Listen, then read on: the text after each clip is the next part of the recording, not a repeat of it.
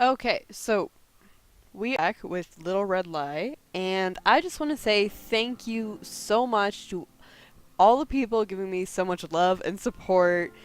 I really appreciate it. I'm trying to get this out as fast as I can while also enjoying it. I know a lot of people want part three, but I just wanted to say thank you so much. So the point we're at right now is we are trying to get our sister to talk to us, actually talk to us. Um, so let's get on with that. Lie about television? Ah, maybe this'll work. This is a thing she knows a lot about. Have you watched any good movies lately? Hundreds of things. There are literally hundreds of things. My backlog is so deep at this point, it's depressing. You think a backlog is bad with movies? Try having one with games. True. Thank God nobody ever wants to watch me play more than the same 3 games over and over again. That wasn't too bad. At least I managed to get multiple sentences out of her. Only problem is that now that I don't know anything about this stuff and can't draw it out any further. I have to try something else. Video games?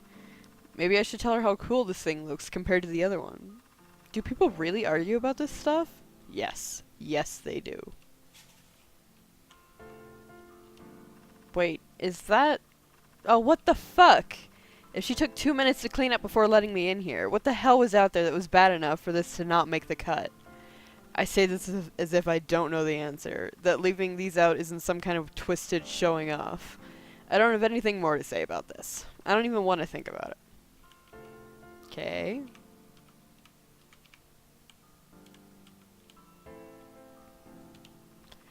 I don't know if these are out of view because she doesn't want any webcams picking up her pink bunny slippers, or because she wears them to go to her own disgusting bathroom. Neither would surprise me. Boyfriend? Oh, Danny. Danny boy. He whose name must not be spoken. If you've noticed how much we avoid talking about my sister because of how much it pisses off my dad, try to imagine how much he enjoys being spurred to think about the guy from the internet who moved into his basement with her. And you know what the worst part is? He's actually a semi-decent guy. Or at least a lot nicer than anyone else she ever went out with. Totally harmless, arguably benevolent, and not mean to Melissa at all. And for whatever reason, she seems to be able to be around him in a way that doesn't put her ill at ease. And when my sister was in the hospital, he was there every day. As much as we all hate him as a person, I don't think my father will make him go. I wouldn't say he's family, but he's something. It's just tough to say who he even really is. How's it going, Danny? Hey there, Sarah. How are things going? Things are going awesome, thanks. Are they, Danny? Are they really? Because you wear the same disgusting sweatpants every day, and you put butts in a refilled energy drink bottle and never change the water. The game looks really cool, Danny. Have a good time. Thanks. Let me know if you want to give it a shot sometime. Great. This isn't gonna work. Melissa isn't gonna be nice to me because I'm nice to Danny. If anything, it runs the risk of making her jealous. Ooh, that's shitty.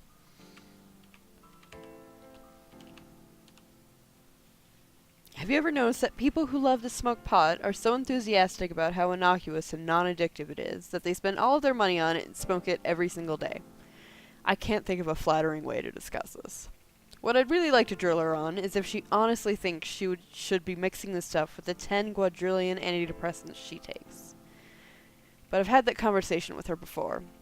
There's no proof it does any harm, as if that means you ought to give it your best shot. And better just let this one go as a topic of cheerful conversation. It's also a bad preface to a discussion on cutting back spending. I've got a better chance of getting her to cut back on breathing than I do on this. What are you staring at? Nothing. You're acting like a fucking nutjob right now, Sarah. I'm just trying to find something to talk about with you. Melissa really insults the hardship of ugly people when she says she's ugly. But I can't talk to her about this. The entire basis of her belief in her own attractiveness is my fault, apparently.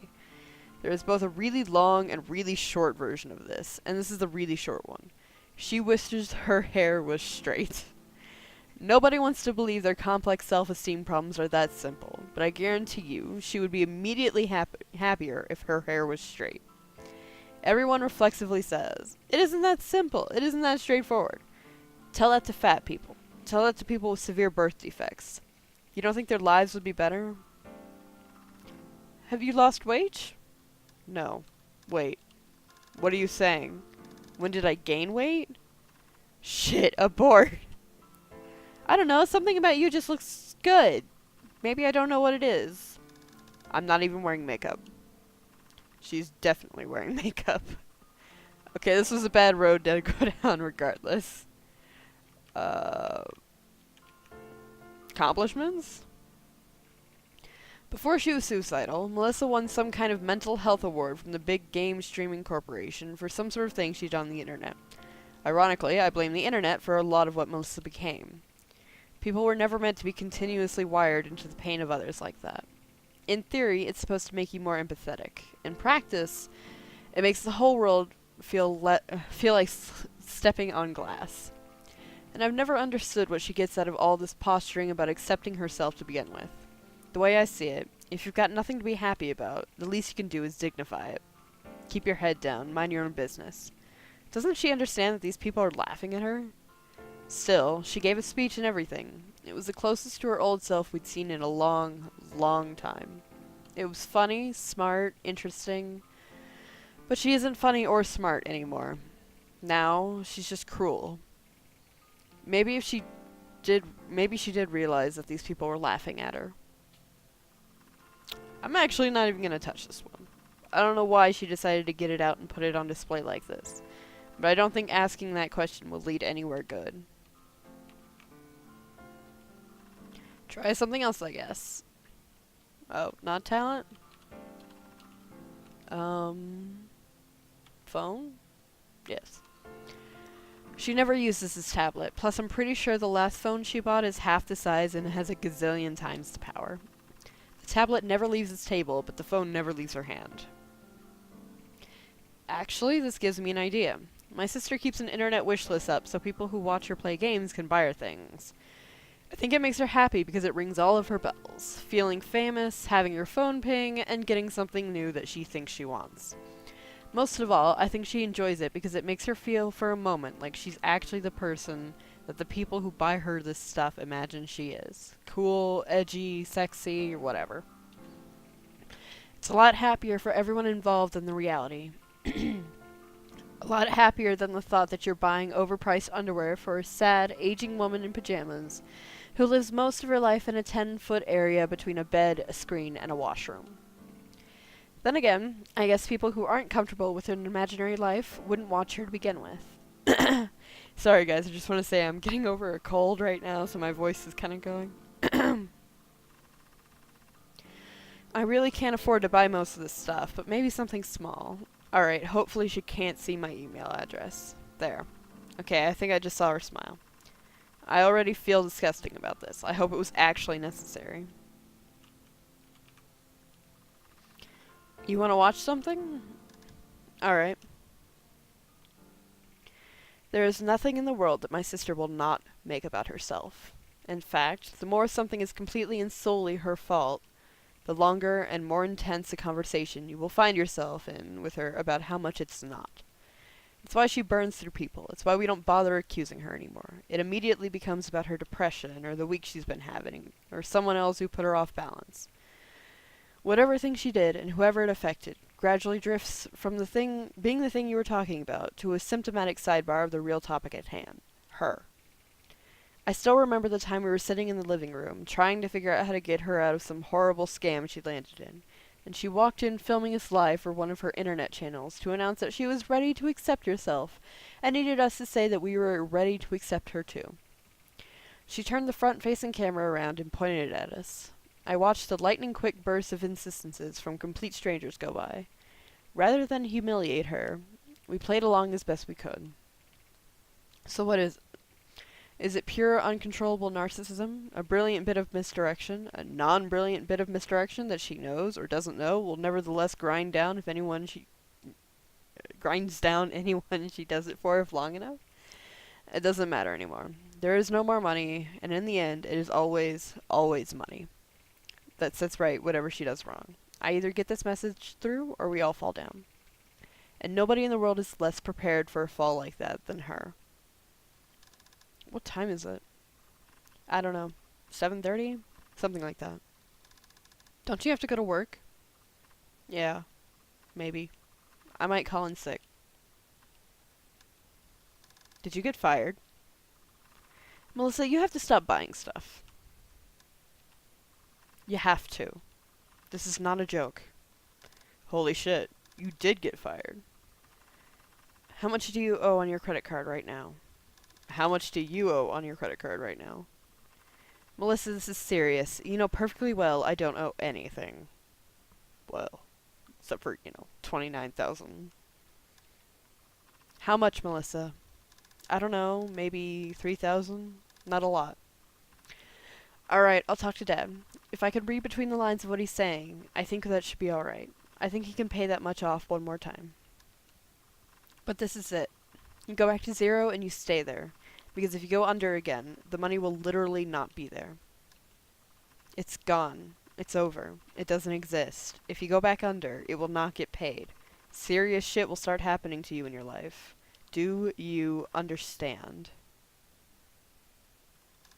It might be closer to 7,000. Jesus, Melissa. What? I only told you less because I wanted to take care of it myself, alright? Take care of it? How?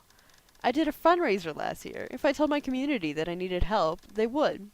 You wouldn't know anything about it, but some people understand that it's not a stigma to be poor and disabled. I can't stand that you make money from something that makes us all suffer. Plus, you traveled to like 9 of those geek conferences last year. We both know that money is just from creepy guys who want to fuck you. I wish you wouldn't do that. No, I shouldn't. I know. Sarah, did you get fired? I never appreciated until right now what her plan really was. For after Mom and Dad passed away, Dad was right. She'll just move on to me. No, I'm just not sure if they're gonna renew my contract. What a bunch of fucking assholes. After everything you've done for them. Yeah, well, it's a business. I thought they were always going on about how it was a family. You sound so fucking facile? Facile? When you say shit like that. You try to sound attached, like you were never attached in the first place, and you wonder why serious people don't take you seriously. No, this is a family. It's your family, and it's the only one you've got. We need you. I need you. I know.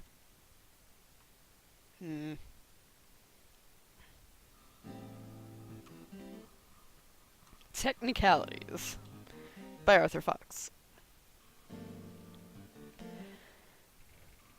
Did you think there was anything misogynistic about my presentation earlier? I hope so. You have to treat it with a degree of subtlety, but it really works to invent sexy, conniving women as your main example when you want to get a message like that across. There are a few factors to it, but the cornerstone is that the audience is mostly angry single men and ugly single women. I'm sure you can figure out the rest. But I'm glad if you picked up on it, because it ties in perfectly to what I'd like to tell you now. Before we get too far into this thing, I'd like to offer up some context regarding the vile things I plan on continuing to say about women, minorities, gay people, retards, and whoever else. Everyone who is hilarious, basically. I'm not stupid. I'm fully aware that many of these things are offensive to some people.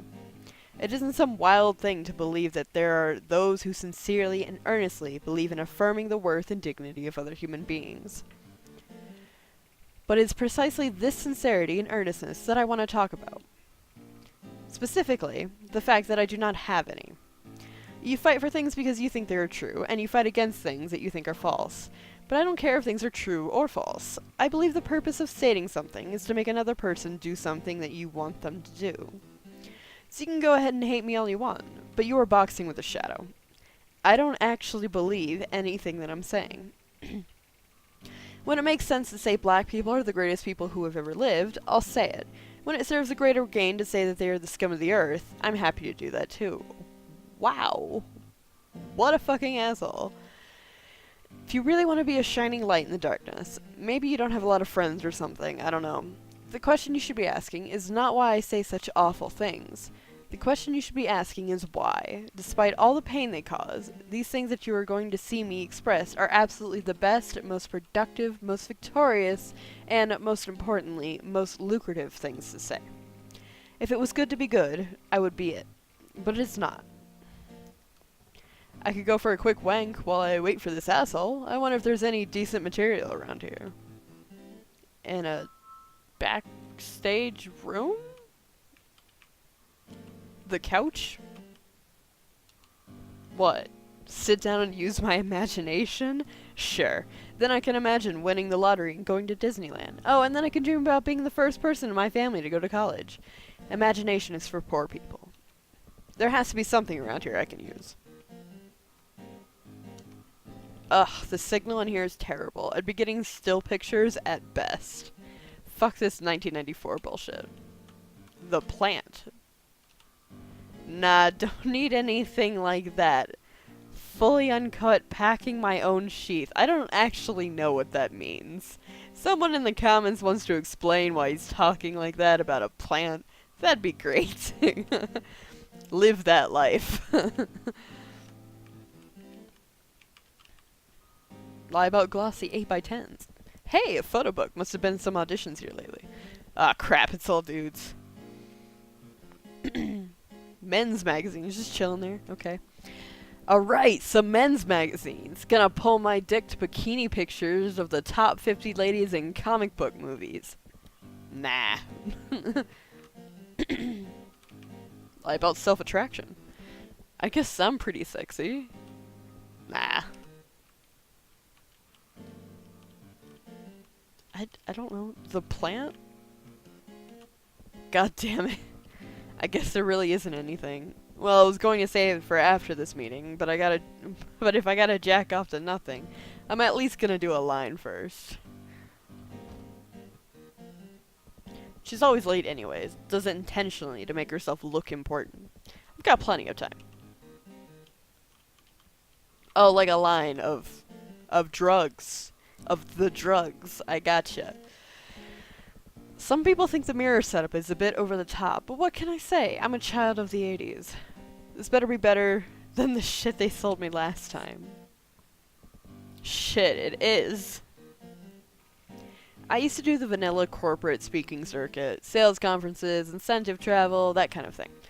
Companies would drop a few $1,000s to a bureau. The bureau would pretend its entire roster didn't all say the same basic bullshit, and then I would go shake a snow globe of empty inspiration at a bunch of quiet desperados trying to drink their faces off and cheat on their spouses. Most of whom were probably getting shuffled to part-time or contract within a year or two anyways. Regardless, as I'm sure you can imagine, telling a bunch of accountants that the Olympic spirit belonged in their hearts was never fulfilling to me. Not because what I was saying was untrue. Truthfully, I have no real feelings about that at all. And not because the money wasn't fine, because it was. Ish. No, what bothered me was that it was inconceivable. It was inconceivable, and the fact that it was inconceivable meant that I was nothing but a joke to them. They knew that I didn't really think what I was saying, and I knew that they didn't really care. And I wanted something more. I wanted to sell people on something they could believe in. I wanted to sell them on something they could actually go out and do. Something that would prove I had actually tricked them. Wow. Maybe I hadn't earned that opportunity, but I felt deeply in my heart that I deserved it. Alright, one more, then I'll beat off, then I'll be perfectly situated for this bullshit. Arthur, are you in there? Shit. A lot of people ask me, how do you feel about having a woman for a boss? I love this because it's a great moment to take the moral high ground. To explain to whoever makes such an insensitive inquiry that you've got to put professionalism first, and that women don't exist to be objects of sexual evaluation. Of course, the real reason I don't care about my boss being a woman is that she's overweight, over 30, and as such, I don't really consider her to be a woman to begin with. To me, she's just a person. That's feminism, right? And also, she isn't really my boss. My real boss is her boss, who is a man. Her title has something to do with marketing, one of those executive positions they made up a long time ago specifically to put women into. Where in marketing they come from, I don't know. Even in her prime, I don't think she would have been attractive enough to be one of those girls in a crop top who gives out beer samples.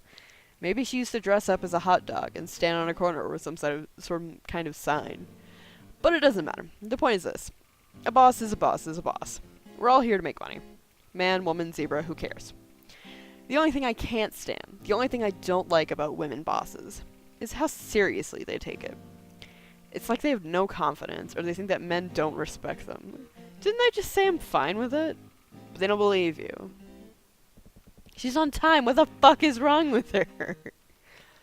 Arthur? Just a minute. Suck up to fuckface boss. I gotta get out of here, but you can't see all this fucking coke. And all these cabinets are locked. Fuck, how the fuck am I gonna get rid of this shit? Lie about appearance of health and vigor. Do I look fucked up? Wait, I said I was sick. Shouldn't I look fucked up? Fuck, no. I better do another line quick so I seem a little calmer.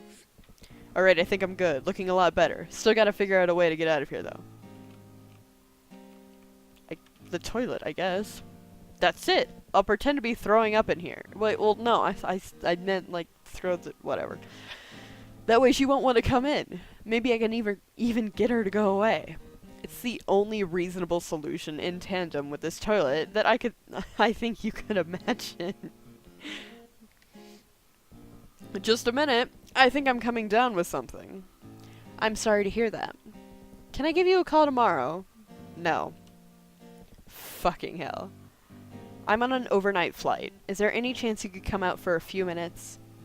Christ, I'm gonna have to commit to this. Oh well, maybe I'll lose a few pounds.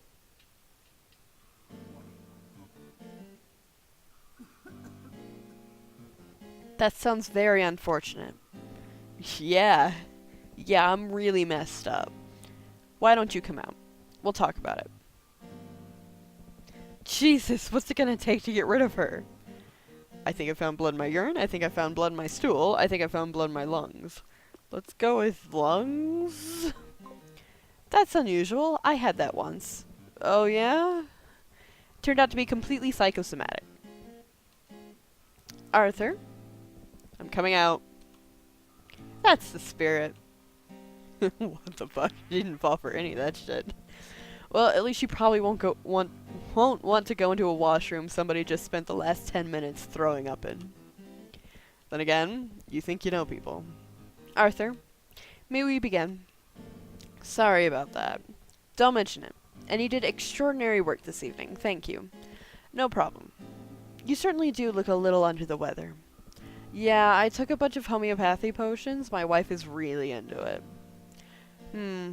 Anyways, the clients have a few concerns they'd like to go over. Nothing major, just a few ideas on how we can maximize the opportunity with an insurance upsell. Happy to do whatever I can. So, am I still paid a flat fee to get up on stage and speak about the power of so on and so forth? Technically, yes. For reasons that are boring and I won't get into.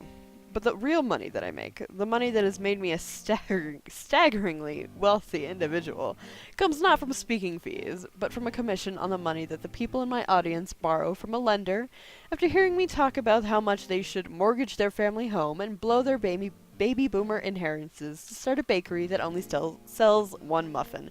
What the fuck? Some genius somewhere looked at a generation that never had anything, but who was about to be given a ton, and rather than simply wait for them to spend it, this man asked a simple, timeless question. Why let people piss away what we can convince them to borrow against? And so it was that I was born.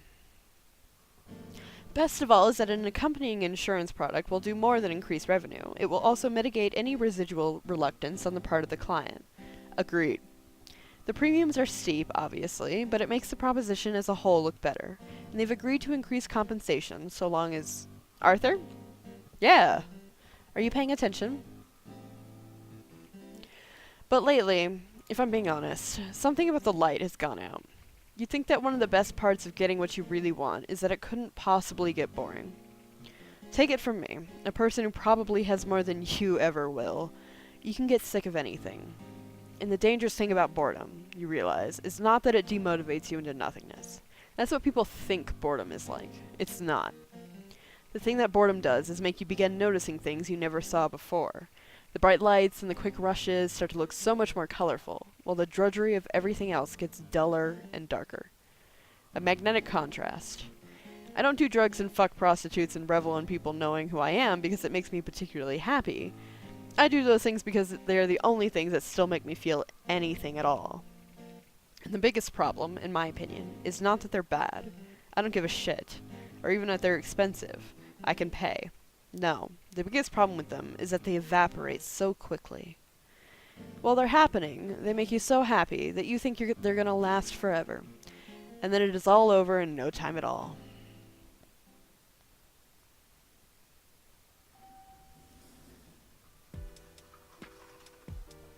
Dad looks stressed. I shouldn't have parked the car alone and left him. Glad I'm with him for this.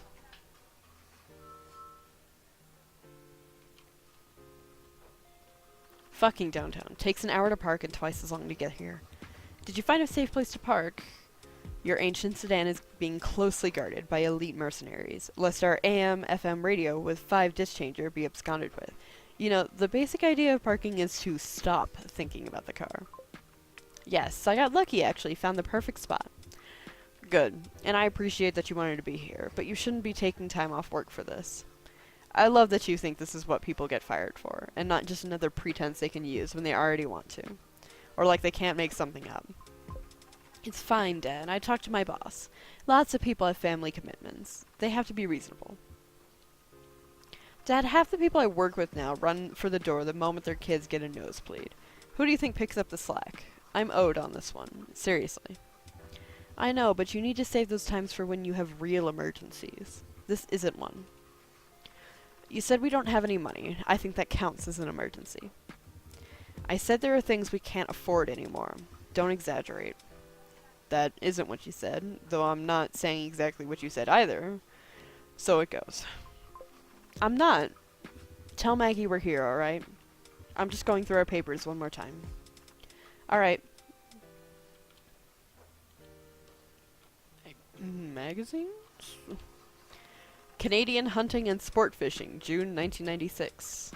I think they keep it old school in here to not rock the boat for the vast majority of people who have left serious amounts of money.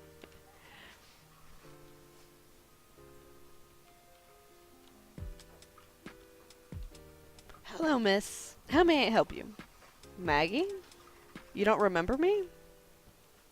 Sarah Stone. My father? Alan?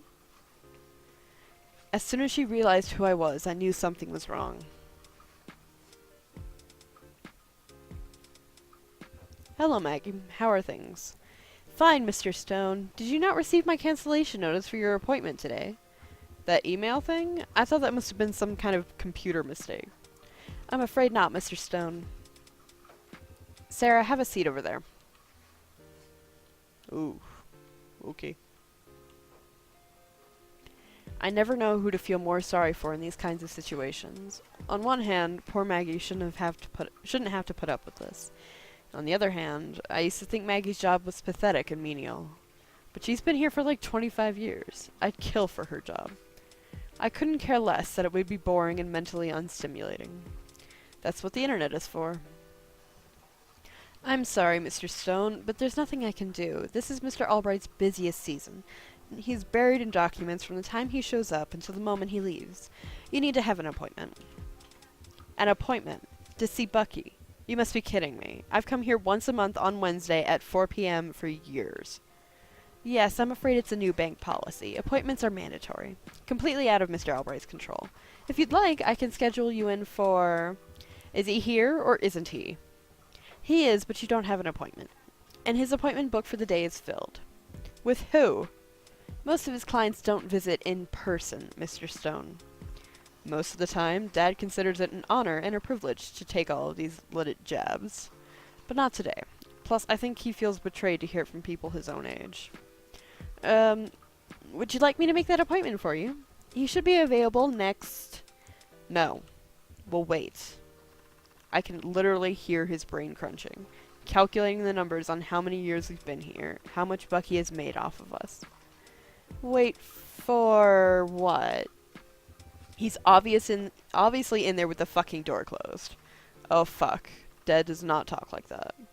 What is he gonna do? Never come out? He can see us now, or he can see us when he gets up to go home to that mansion in Woodbridge. Up to him. Dad. Not now, Sarah. Maggie looks like she's seen this before. You can tell him. We'll be right here. Just a moment. Woo! And now we wait to find out if she called Bucky or if she called security. Mr. Stone, sir! I am so sorry. Bucky, I hope we're not interrupting you in the middle of something too important.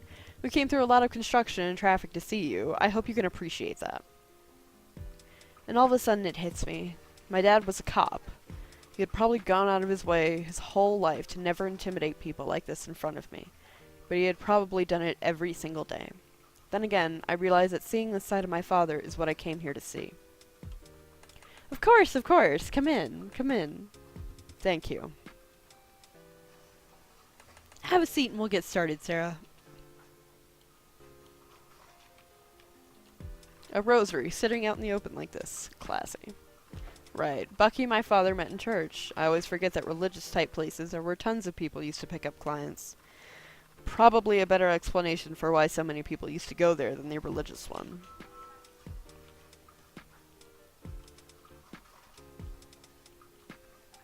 Can I talk to Dad? I can't get over there. Okay. Mr. Stone, how are you, sir? Is this a bad time, Bucky? Not at all. Entirely her mistake. Wow, what the fuck? Way to be. You know how it is with some people and the rules. She's just doing what she's supposed to. Anyways, look at you two. I wasn't expecting to see you two, Sarah. So you were expecting us then. It isn't worth to start things off that way, though. This is gonna go south soon enough. Thanks for taking the time to fit us in. Don't thank me yet. I've got to have a pretty difficult conversation with your dad. I assume maybe he told you a bit about what's been going on, but I'm not sure you want to be here for all of it. Both of you need to stop this. I'm 38 years old. It'd be more respectful to call me an idiot for waiting this long. At least I would deserve that. No, I do. It's important. I understand. I've known you since you were knee-high. I'm sure you realize that you and your sister will always be kids to old folks like us. Don't fuck up and bring Melissa into this, Bucky. I just saw Dad's face twitch. Keep moving. Sarah, just ask any questions as we go along. Oh, she's always been a bright one. I'm sure a little talk about GICs, RRIFs, mutual funds, and the tax code won't snap her in half. Jesus, he really wants me to leave, doesn't he? I mean, I don't really think Bucky Albright wants to sleep with me, but I wish he wouldn't wink like that. Well, I don't know, Sarah. How much do you know about all this? I know you worked at that finance place. Fake financial literacy. Alright. Just record it, look things up later, or try to work it out through context. Dad can't know how clueless I am about this shit. I know a lot from that finance place, actually. I'll be fine. Say something confident. Vague but dismissive. Like you know enough to know already. The upshot is that we're broke anyways, right? Oh shit. Okay, never go with the very first thing you think of. Well, there wasn't enough time to think of anything else. Just apologize and hope it passes. Sorry. Heh. Well, it isn't quite that simple. But it was. All of the rainy day money was gone. All of the things that were supposed to happen somehow never did. The money that once made more money sank beneath the waves. Every trick imaginable to protect it was neutralized somehow. There was simply too much of it being spent, too much denial, too little growth. When it was all over, Bucky put the ornate gold leaf binder that had stored our family records into a drawer and came out with a couple of photocopied pamphlets. And you should take a look at these, because as you can see, there really isn't much we can do for you up here in wealth management that will deliver sufficient value. I'll be happy to move your accounts back down to the general bank, and there are plenty of good people down there who can help you. But you must be kidding me. And right then, a weird tension set in. The happy-go-lucky Bucky who used to crawl around with me and Melissa on the floor of his office seems to suddenly dissipate. He leaned back in his chair. The smile faded, and his eyes settled into a tired gaze. I realized that I'd gone my entire life without anybody looking at me the way he was looking at us now. It took me a second to recognize it. He was looking at us in that sly, bemused way that people who have money look at people who don't. He was looking at us like we were poor. Kidding about what, Mr. Stone? You've been my financial advisor for the past 35 years, your entire career, basically. I was one of your first clients. Half of what went wrong here was because of your advice. That isn't fair, Mr. Stone. There were plenty of years we saw excellent returns, well above the average of how our competitors were performing. And yet, even over all that time, I'll bet that not one of you beat your own goddamn commissions. Obviously, I can't discuss the business I do with any of my other clients, Mr. Stone, but results do always vary. You helped pour our family into this mess. You can damn sure help us out of it. Give you a helping hand by using what, Mr. Stone? How could I possibly do it? Your investments are long gone, your savings are dried up, and you have 2 grown dependents. Leave my children out of this. Mr. Stone, your children are not children, and I tell you that both as a friend and as the person who modeled this financial plan for you decades ago. Our anticipation was never that they would have this level of dependency on you. You've got your pension and you've got the house. This entire meeting could have been as short as that sentence. Are you trying to tell me... Mr. Stone, I don't have time for this discussion. You know what my hourly rate is, and we both know that you can't afford it. And he walked out, just like that. But you've been cutting a lot of meetings with that little trick lately. You lose our money until we can't afford to talk to you. Brilliant. Sarah, I'm sorry you had to see that, but I don't think your father was wrong to bring you here. This is the way it is. If it's any consolation, there might not have been anything you could have done differently. Yeah, funny how you didn't mention that until now, once you've taken off of us as much as you could. Yeah. When you won, it was you. When you lost, it was meant to be. I guess my sister and I will have to look into how we can make more money. Look after them. That's the right attitude, Sarah. We always tell people to hang in there. The market always recovers, and so will you. Until it doesn't, or you don't live to see it. I've got to get out of here. Make sure Dad's alright. Hold on a second, Sarah. What is he writing? This is the name of somebody I've worked with for a long time. He's a bankruptcy trustee. He's very good. Bankruptcy? If you focus the family spending on your folks, you should have enough to take care of your parents until they go. I know your mom is already quite ill. But after that, depending on how much care they'll need, you might need someone like this. And I could be retired by then, so I'm giving it to you now. Retirement, of course. We go broke, and you move to Niagara-on-the-Lake. And you worked for it, even though your work materially accomplished nothing. Say that it was me who sent you when the time comes. I promise he'll take care of you as best he can. Thank you, Mr. Albright. My dad doesn't really blame you. He just wanted more for us, I guess. It's not the way I wanted this to end either, Sarah. I guess life really is what happens when you're busy making plans. John Lennon. The Beatles. Always the fucking Beatles. Do you even understand how fucked we are? Yeah, great song. And please, Sarah, you're not a kid anymore. Call me Bucky. Alright, Bucky. He smiled and stuck his hand out to shake. Not knowing what else to do, I shook it. More than anything, I wish I'd kept calling him Mr. Albright. The moment I said Bucky, a strange look spread across his face, like he'd made peace with what had happened to us, and probably most of his other clients. It was like I forgave him, or he forgave himself. It was like he was already picturing himself on the links in Muskoka, telling his buddies, I gave people the worst news of their lives, and they still called me Bucky. They still giggled at my zany neckties. That's just how great a guy I am.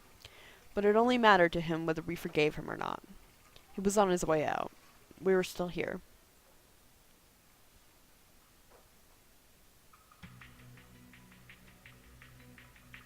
The media are full of shit.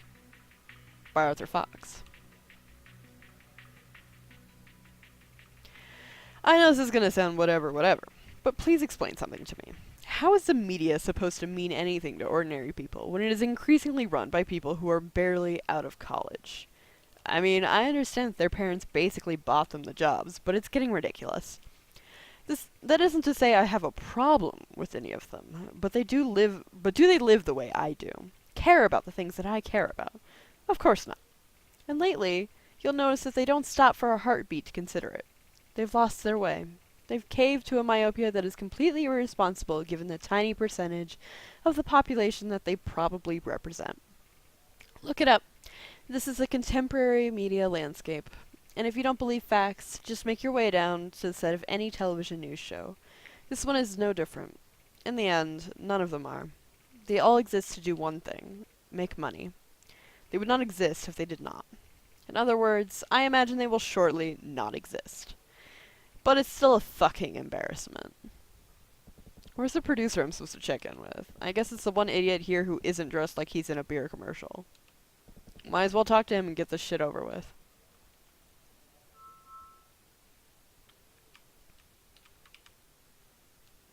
Arthur Fox, damn glad to meet you. Oh shit, you're the guy from Pitch or Die. I swear nobody else here appreciates how good that show is. Ha, tell me about it. Arthur Fox, damn glad to meet you. Hey Arthur, I loved you on Pitch or Die. Thank you.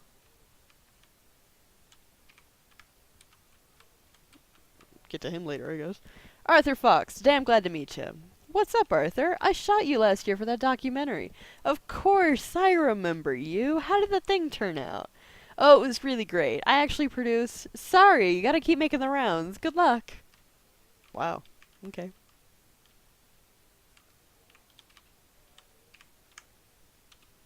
Arthur Fox, damn glad to meet you. Hey. This guy's only pretending to not know who I am. Trust me, everybody who works in television does nothing but watch television. Oh, okay. And I can't talk to her yet. Arthur, great to see you. Sorry we're running a little late. I've just been caught up in a bit of a Twitter war with some of my colleagues. Why does everyone hate journalists? Tune in as we argue about it amongst ourselves. Every day. Forever. It's all a valuable part of the discourse, Chet. See somebody about getting your mic on. We'll get started. Probably this guy, then? Lie about interest in nerd shit. What's going on here, buddy? Mr. Fox, thanks for coming in, as always. I just need to mic you up and explain a few things about how it works. Oh yeah. Tell me a bit about it. Super interesting stuff. Great. Well, these are state-of-the-art wireless models, and... actually, I'd rather have that hot blonde chick over there put the mic on. Nice way to get rubbed up a bit, and way better than listening to this idiot. Don't worry about where it's located. You won't believe how clearly it picks you up. Sounds good. Thanks for that information about microphones. If you don't mind, I'll actually just take it from you and have your friend over there put it on. I'm a little self-conscious. Sure. No problem.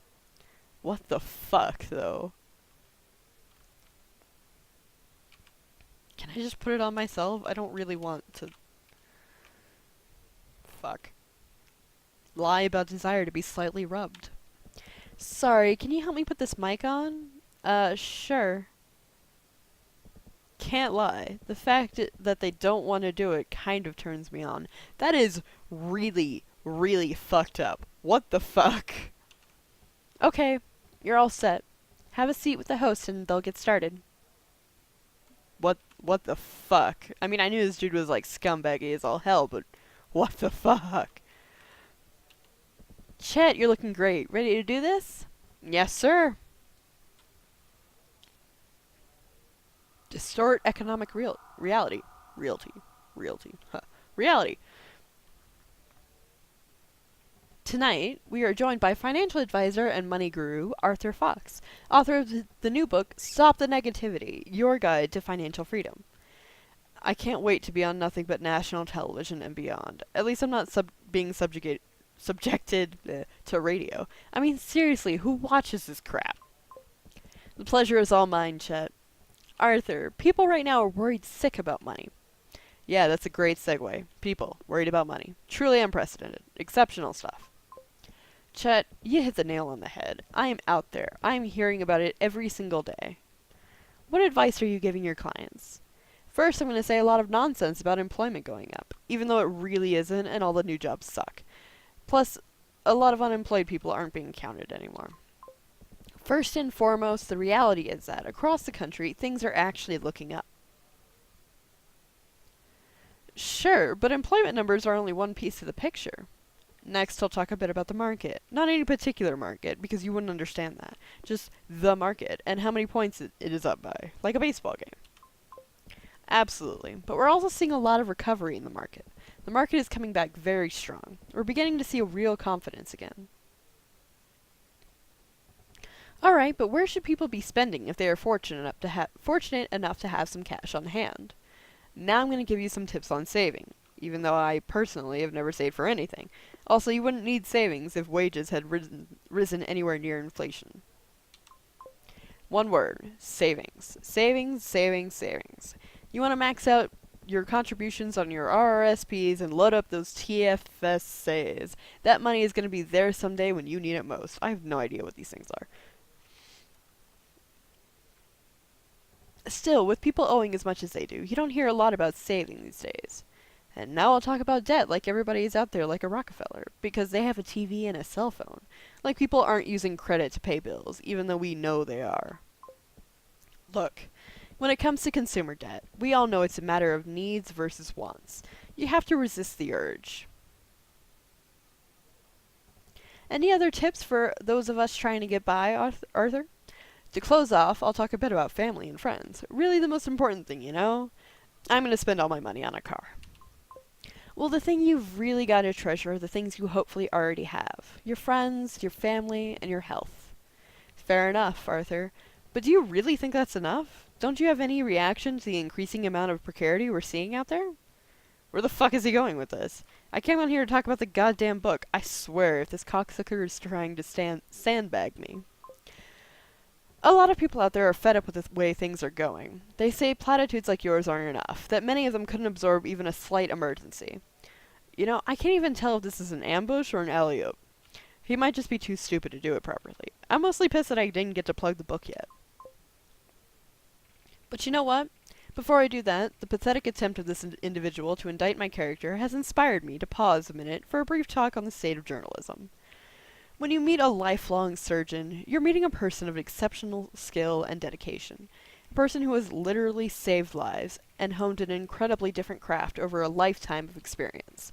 When you meet an elderly engineer, you're talking to an artisan, a scientist, a person who probably in some way advanced the course of human civilization, and who may have even built something that benefits your life in a way that you aren't even aware of.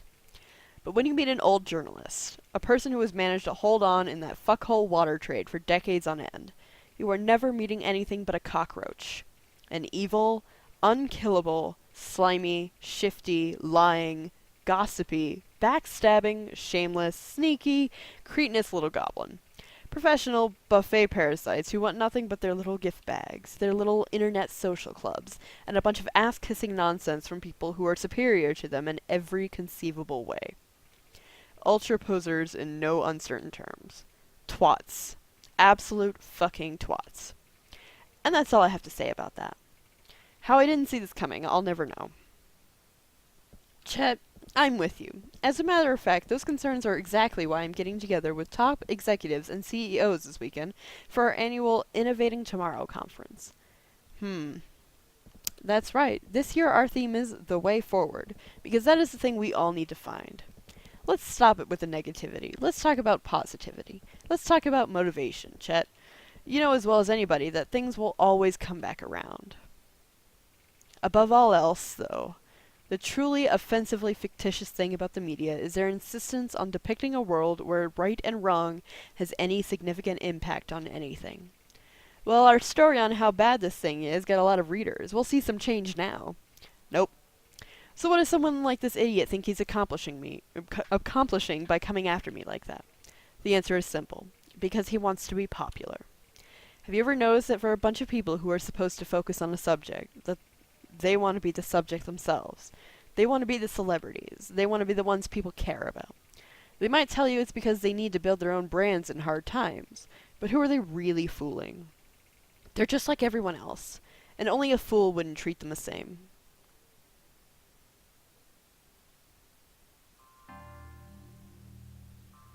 What Friends Are For by Sarah Stone. Sarah, over here.